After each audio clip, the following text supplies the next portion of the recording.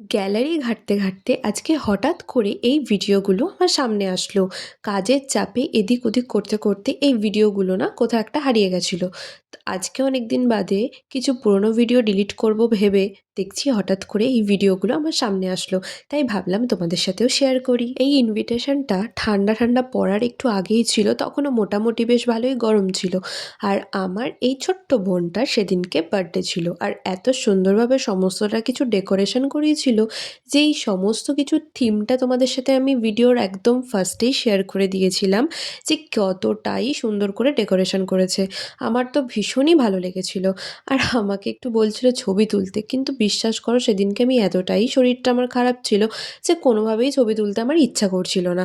তারপরে সোজা খেতে বসে পড়েছিলাম, যেহেতু একটু একটু ঠান্ডা তখন রাত বাড়ছিল যখন লাগছিল। তাই অনেক কষ্ট করে নিজেকে কন্ট্রোল করে একটা আইসক্রিম খেয়ে একটু সবার সাথে গল্প করে বাড়ির উদ্দেশ্যে রওনা দিয়ে দিয়েছিলাম। তো চলো আজকের মতো বাই, দেখা হবে নেক্সট কোনো ভিডিওয়ে।